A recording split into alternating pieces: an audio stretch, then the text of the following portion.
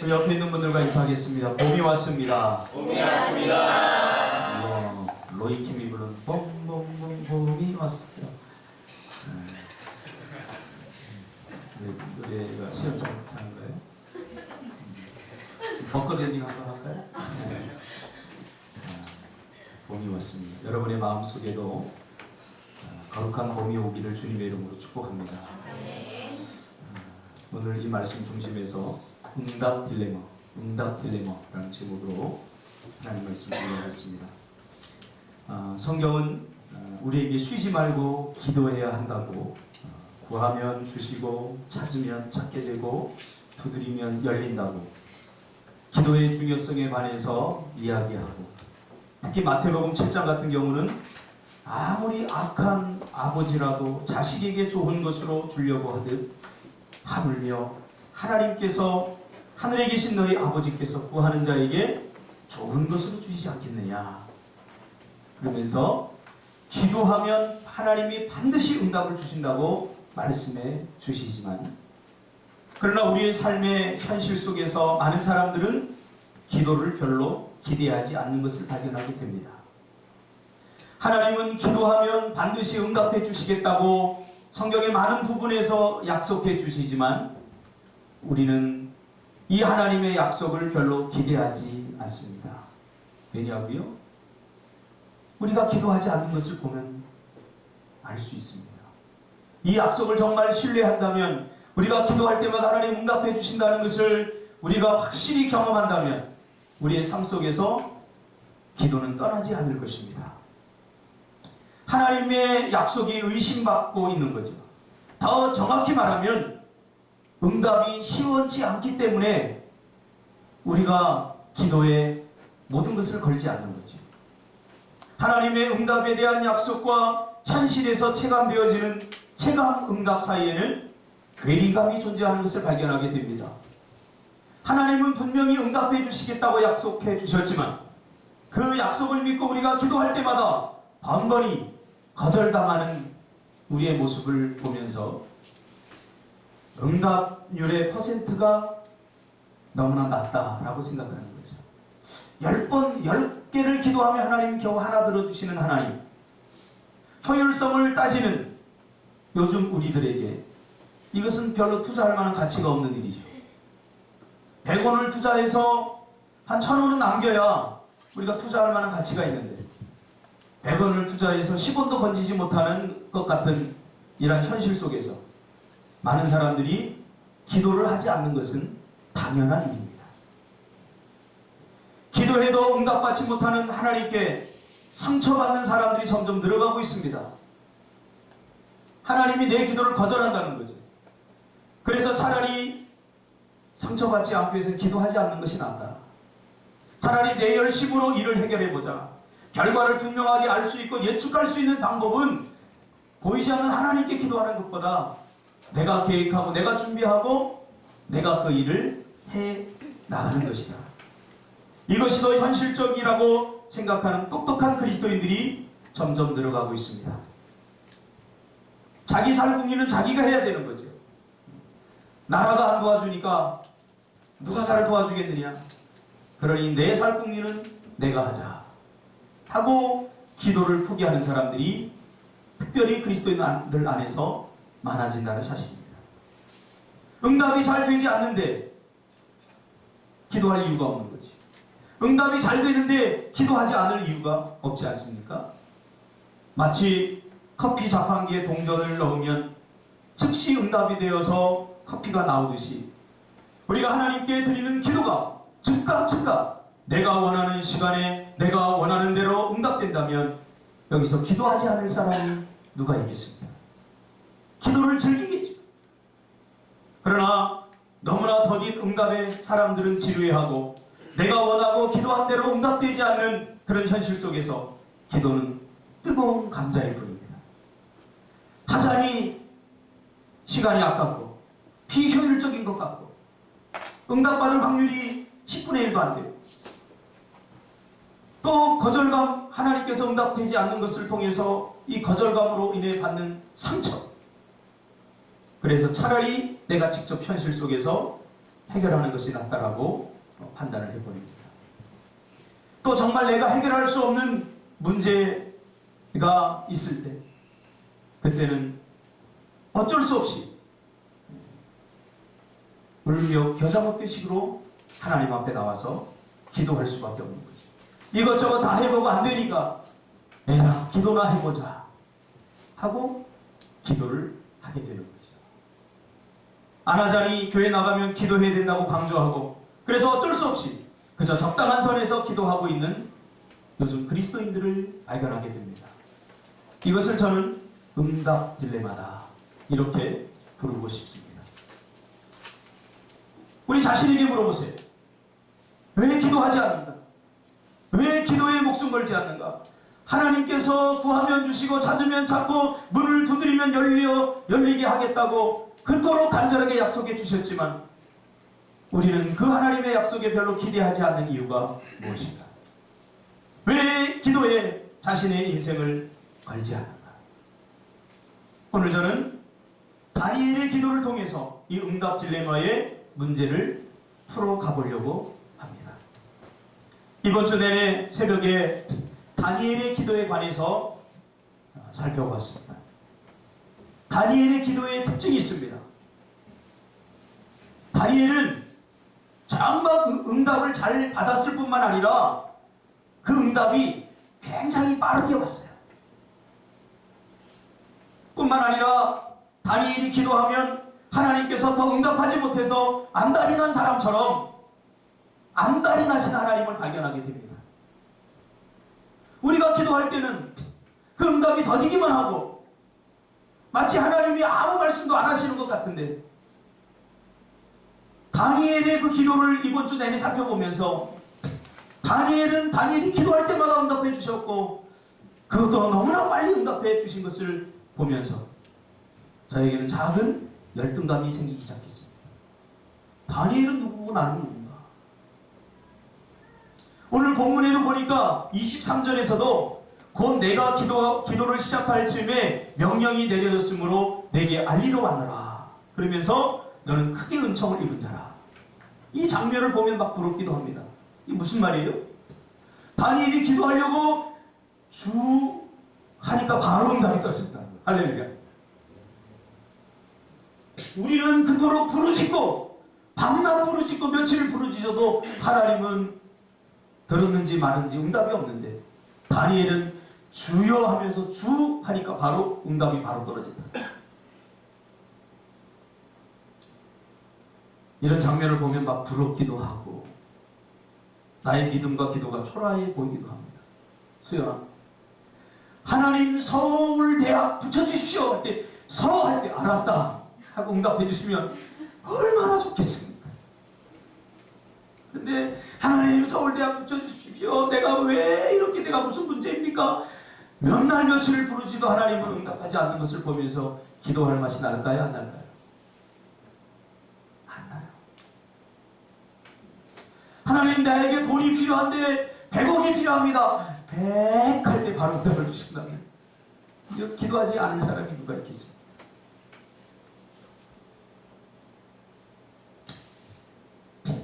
이런 기사를 우리가 성경에서 읽을 때 너무나 현실과 큰 괴리감으로 인해서 내 믿음과 기도가 초라해 보이기도 하고 영적 열등감에 빠질 때가 한두 번이 아닙니다.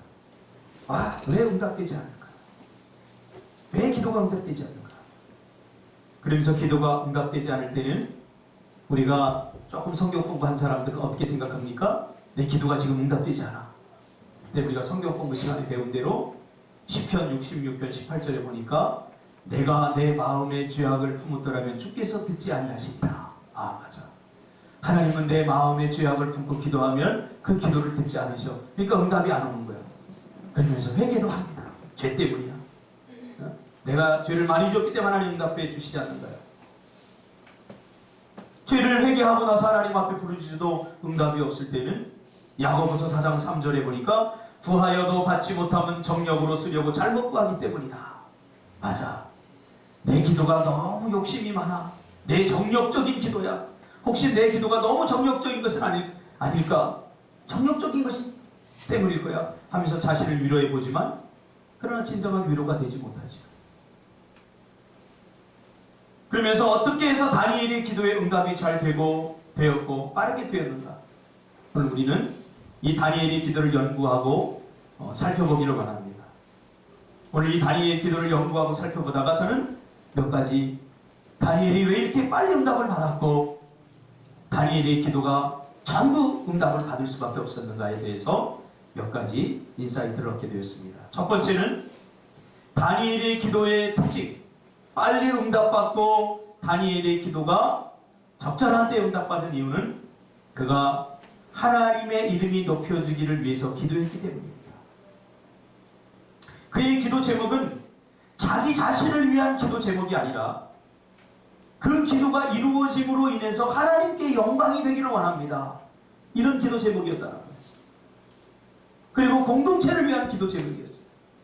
오늘 우리의 기도는 얼마나 자기중심적이고 이기주의적입니까? 내 기도가 응답됨으로 다른 사람이 상처를 입을 수밖에 없는 그런 기도 제목들이 얼마나 많은지 모릅니다. 내가 문제예요. 기도에 있어서 내가 문제예요. 내가 잘 되어야 다른 사람이 보이는 거죠. 하나님 내 기도 들어주세요. 기도 제목을 다 이렇게 써내는 걸 보면 전부 다 자기 일이에요. 자기. 이곳에 미안하니까 가끔 한 번씩 하나님 나라를 위해서 하나님의 영광을 위해서 가끔 하나씩 들어가고 거의 대부분의 그 중심적인 기도 제목의 내용들은 다 자기예요. 하나님의 교회가 부흥되게 해주세요. 하나님 전도 많이 해주게 해주세요. 그런 것에 비하면 우리 교회의 성도들의 기도는 굉장히 수준이 높아요. 제가 매년마다 기도 제목을 써내라 이렇게 하는데 그 써낸 사람들 이렇게 보니까 한 점수로 따지자면 한 A 정도 돼요. 자기 기도가 그렇게 많지 않더라고요. 전부 다 하나님 나라의 영광을 위해서 이렇게 했더라고요. 내가 잘 돼야 다른 사람이 보이는데 어떻게 하나님이 먼저 보일 수가 있겠습니까? 자기 문제에 집착해 있는 거죠. 하나님 내 문제 해결해 주세요. 나에게 직장을 주세요. 나에게 이런 거 주세요. 내 고난을 해결해 주세요. 내 인생의 문제 해결해 주세요. 자신이 처한 상황을 바꾸어 달라는 기도가 대부분입니다. 그곳에는 아무리 눈 씻고 쳐다봐도 하나님 나라의 영광을 위해서 하나님의 이름을 높이기 위한 기도 제목은 없는 거죠. 그러나 다니엘 9장에 보면 다니엘은 어떻게 기도합니까? 주를 위하여 주의 얼굴빛을 주의 황폐한 성소에서 비추소서. 그러면서 19절에 보니까 나의 하나님이여 주 자신을 위하여 하시옵소서. 이 말이 무슨 말이에요? 지금 이스라엘은 고난 가운데 있어요. 포로로 잡혀갔으니까 무슨 인생에 낙이 있겠습니까? 숨 쉬는 것 자체가 고난이고 사는 것 자체가 고난입니다. 여러분 이런 고난에 처했으면 여러분 어떻게 기도하겠습니까? 하나님 이 고난을 빨리 해결해 주세요. 내 인생의 이 문제를 빨리 해결해 주세요. 그래야 내가 주의 일을 할 수 있고 그래야 내가 뭔가를 할 수 있겠습니다. 이렇게 기도하지 않겠습니까? 그러나 다니엘은 엄청난 고난과 개인적인 외로움과 인생의 문제에 붙들려 있음에도 불구하고 그는 자기를 위한 기도보다는 그는 하나님의 영광을 위해서 기도합니다. 하나님의 이름이 높아져. 다시 말하면 지금 이스라엘 백성들이 고난을 당하는데 자신들이 고난당하는 건 괜찮다는 거예요. 그러나 예수 믿지 않는 이방 백성들이 예수를 믿는 자신들이 고난당하는 것을 보면서 너희 하나님이 어디 있느냐 그러면서 하나님의 이름이 욕먹을까봐 자신들이 고난당하고 자신들이 인생의 어려운 문제에 직면해 있는 것은 괜찮아 얼마든지 고난을 당하겠다는 거예요. 그러나 내가 고난당함으로 인해서 하나님의 이름이 욕먹을까봐 하나님은 자기 자신을 위하여 빨리 응답해달라고 지금 기도하는 거지요. 시편 22편에도 다윗은 비슷한 고백을 합니다.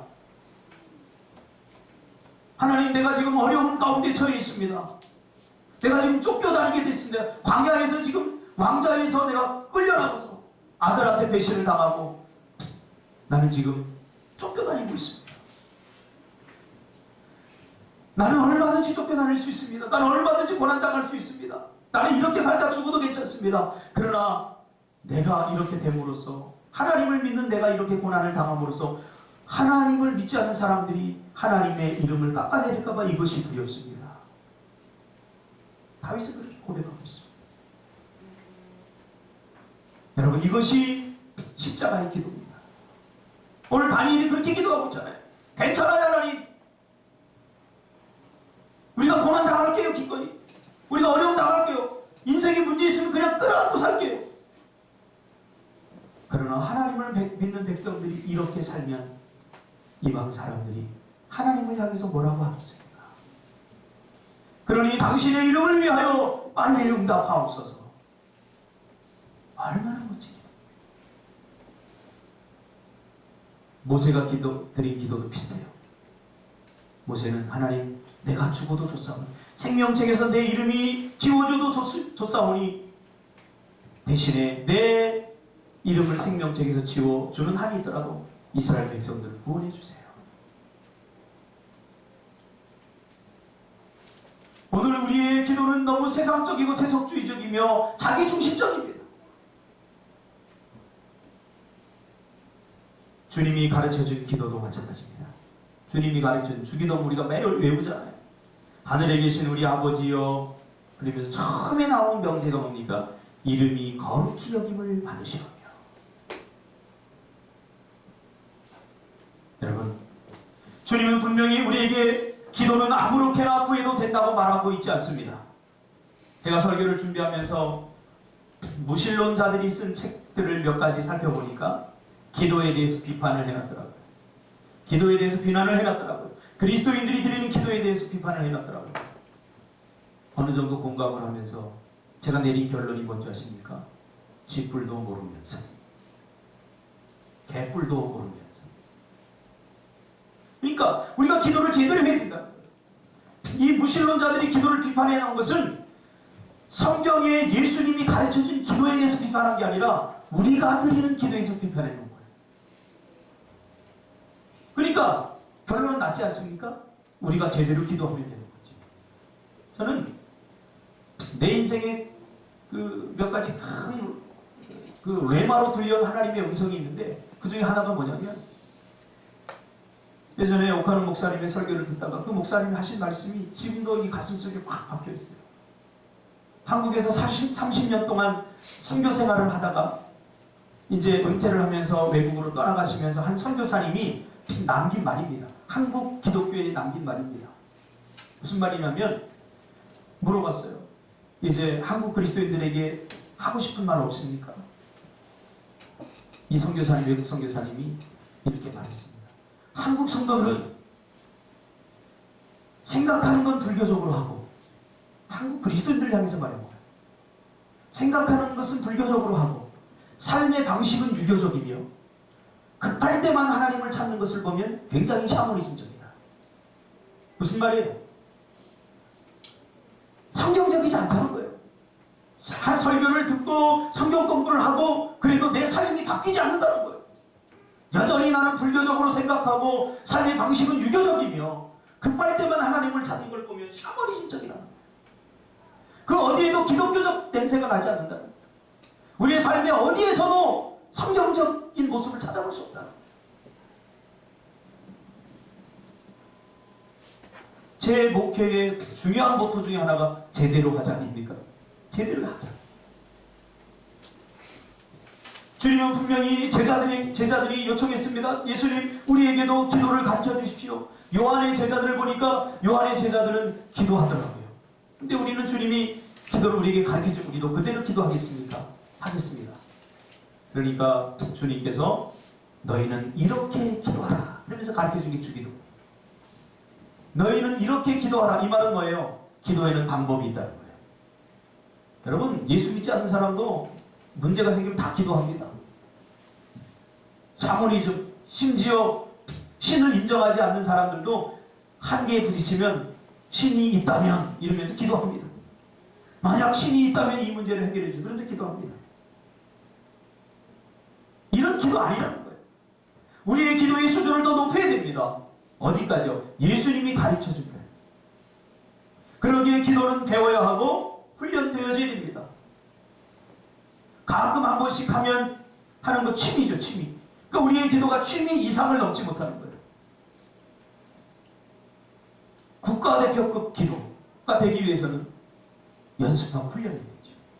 신앙생활도 마찬가지입니다.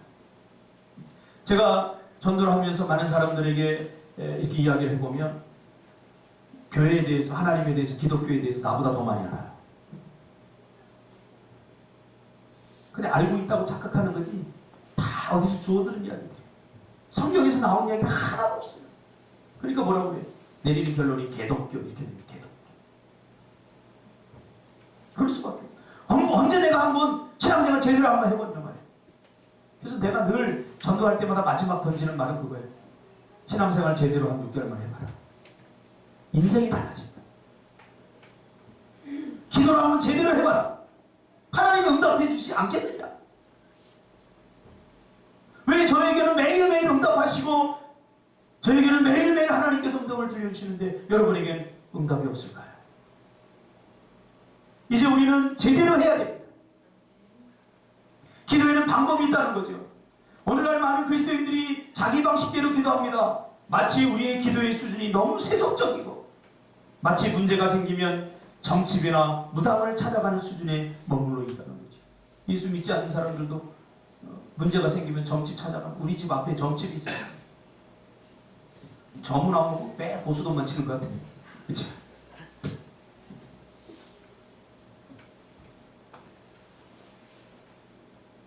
다니엘의 기도 속에서 주님이 가르쳐준 주기도문의 냄새가 진하게 납니다. 응답받지 못할 이유가 없지요. 하나님의 마음에 합한 기도를 한다. 가만히 생각해보면 다니엘의 개인적인 삶을 살펴보면 굳이 이렇게 간절하게 절박하게 기도할 필요가 없습니다. 그는 정치적으로 성공했습니다. 부와 권세와 명예를 동시에 가지고 있습니다. 그가 개인적으로 뭐가 안타까워서 뭐가 아쉬워서 뜻을 정하고 목숨을 걸고 기도했겠습니다. 그는 3명의 왕이 바뀔 때마다 그 정권에서 살아남은 유일무이한 정치인입니다. 그렇죠? 왕이 바뀌면 정권도 바뀌면 사람이 물갈이가 되는데 새 왕이 바뀔 때만 여전히 득세했어요. 다니엘은 왕을 세우는 분도 하나님이고 왕을 폐하는 분도 하나님이라는 사실을, 역사를 이끌어가는 것이 하나님이라는 사실을 분명히 깨달았기 때문이죠. 그래서 하나님의 영광과 자신의 영광은 같이 간다는 것을 깨달았어요.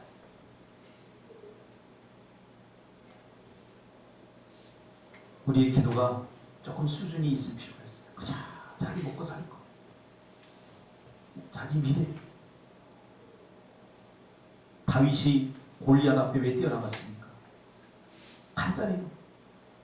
골리앗이 하나님을 모욕했기 때문에. 너희 하나님이 살아있다면 왜 너희들은 이렇게 전쟁도 못하고 무기력하냐? 우리 블레셋 앞에서 그렇게 꼼짝 못하고 있느냐? 나하고 한번 맞짱 떠보자. 그래서 이기면 그 신이, 이기게 하는 신이 참신이 아니냐? 그럴 때 수많은 이스라엘 백성들은 두려워 떨고 있었습니다. 아무나. 도시락 배달을 하러 갔던, 전쟁터에 간 형들을 만나러 갔던 다니엘이 다니엘이 아니라 다윗이 그 얘기를 가만히 듣고 보니까 이 안에서 뭔가 욱하는 게 올라오는 거예요. 왜? 자기는 모욕당해도 괜찮고 자기는 죽어도 괜찮은데 하나님을 모욕하는 거예요. 즉시 짱돌을 들고 나갑니다. 누가 이겼습니까? 다윗이 이겼습니다. 우리에게는 이런 용기가 없어요. 그래서 내가 조금 안 되면 노심초사, 내가 뭐 좀 안 될까? 내가 실패할까? 내가 어려움 당할까? 내가 문제에서 다 자기 중심적이에요. 태안 집사 이때 한마디 해줘야지. 시작. 너희는 먼저 내 나라와 내 의를 구하라. 그리하면 이 모든 것을 더하시리라. 자기에게 사로잡혔는데 어떻게 관심이 너에게 갈 수 있겠습니까?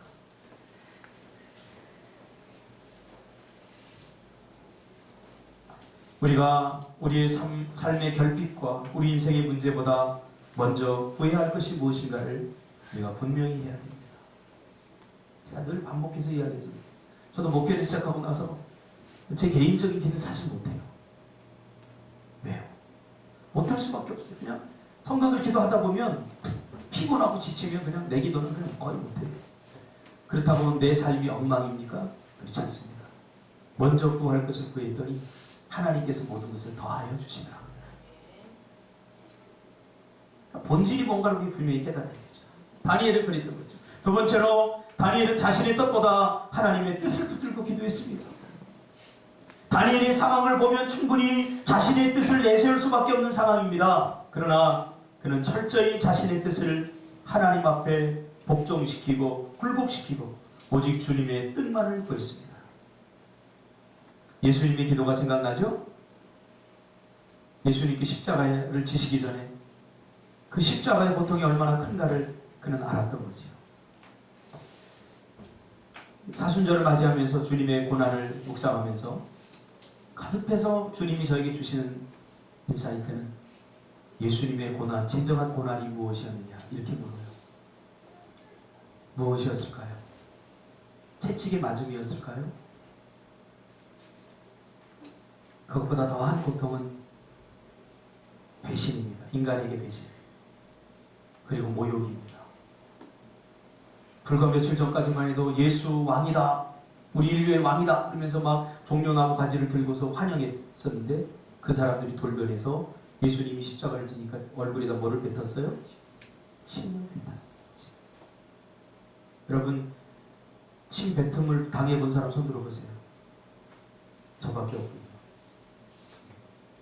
저는 초등학교 때 동네 형이 저하고 싸우다가 안 되니까 내 얼굴에 침을 뱉어버렸어요. 이분이 지금 저기에서 냉면집을 하는데 제가 한 번도 안 갔어요.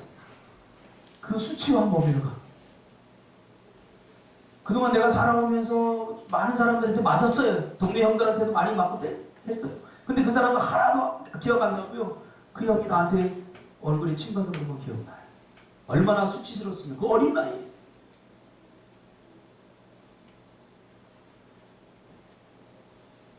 그러니 얼마나 고통스럽겠습니까? 그래서 예수님은 하나님 내가 십자가를 꼭 져야 됩니까?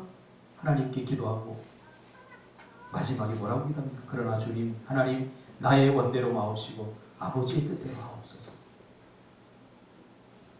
우리는 어떻게 합니까? 아버지의 뜻대로 하지 마옵시고 나의 원대로 하옵소서. 이렇게 기도하죠. 주기도문에 보면 주님이 가르쳐준 기도에 보면 하나님의 뜻이 하늘에서 이룬 것 같이 땅에서도 이루어지이다.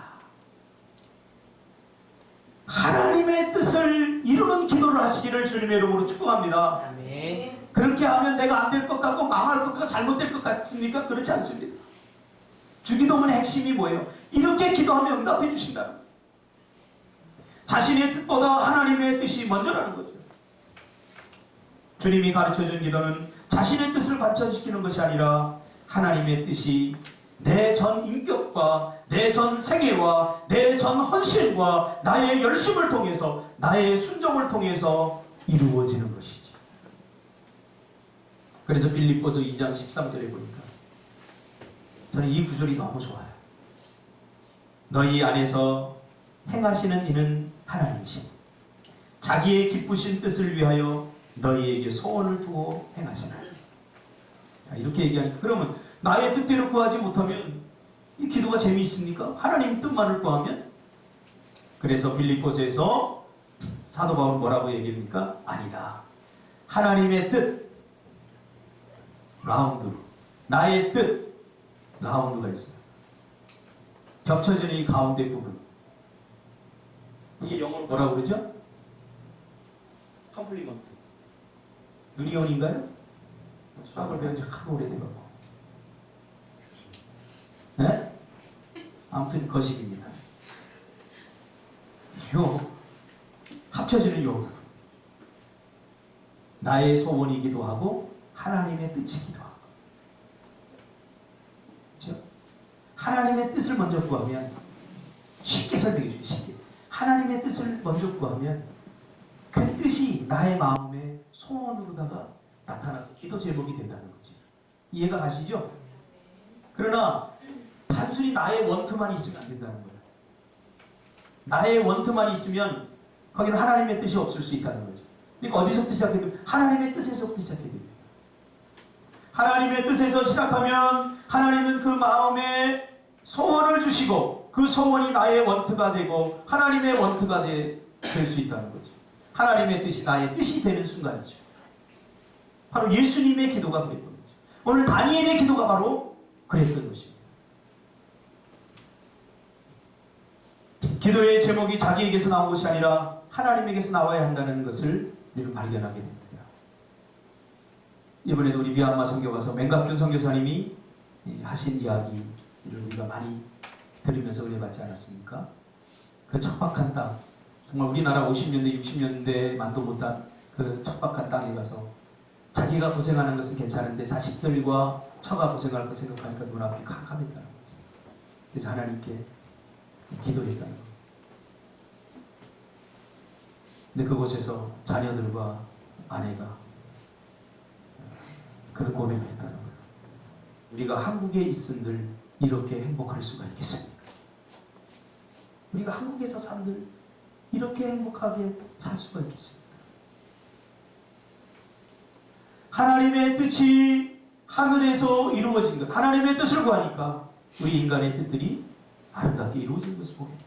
그래서 그 큰 딸 맥예원이 미국에 있는 명문대 이렇게 다니는 걸 봤습니다. 서울대학도 합격했는데 미국의 그 귀족들만 다니는 1%만 다니는 대학 그 학교에 이렇게 들어가고 있는 걸 봤어요. 그 아이들 표정을 보니까 너무나 다 행복해 보였어요. 집도 집같이 않은 집에서 살면서 벌레가 기어다니고 1년에 반은 우기라 비가 내리고 질퍽질퍽하고 1년에 반은 또 너무나 더워서 또 힘들게 살아가면서 그들의 모습 속에서 저는 행복을 발견했습니다. 그러나 가끔 저는 여러분의 모습, 이 편안한 삶을 살아가는 여러분의 모습 속에서는 그와 같은 미소를 저는 잘 발견하지 못합니다. 우리는 부지런히 하나님의 뜻이 무엇인가를 배워야 됩니다. 하나님의 뜻과 상관없는 기도를 조심하십시오. 너무나 상황적이고 즉흥적이고 문제중심적이고 현실적이고 자기중심적인 기도를 버리고 우리의 기도의 수준을 높여야 됩니다. 그래서 사명이 있는 사람은 기도를 쉴 수 없어요. 여러분 사명적 기도를 드리시기 바랍니다. 내가 기도하지 않더라도 오늘 하루 사는데 별 문제가 없을 수 있어요. 그러나 기도하지 않는 하루는 사명을 이루는 데는 실패한 하루입니다. 하나님의 뜻이 우리 마음의 소원으로 담겨진다. 너에게 소원을 통해 행하신다. 그런 말이죠. 요한 1서 5장 14절 그를 향하여 우리가 가진 바 담대함이 이것이니 그의 뜻대로 무엇을 구하면 들으시니라. 분명히 약속해 주셨어요. 하나님의 뜻대로 구해요. 근데 자기 마음대로 구해놓고 우리는 응답 안 된다고 그러잖아요. 마지막 세 번째로 이렇게 기도하니까 다니엘의 삶이 풍성해졌습니다. 응답이 풍성하니까 삶이 풍성해지는 것입니다. 기도는 내 마음대로 그저 필요에 따라 상황에 따라 삶의 결핍과 부족함을 채우기 위해서 하는 것이 아닙니다. 이런 기도는 이방인들도 세상 사람들도 다 합니다. 급합니다. 우리의 기도는 이제 달라져야 됩니다. 어떻게 해요? 주님이 가르쳐준 대로. 이것이 다니엘의 기도 응답이 풍성했던 이유입니다. 하나님의 뜻대로 구하는데 응답이 왜 없겠습니까?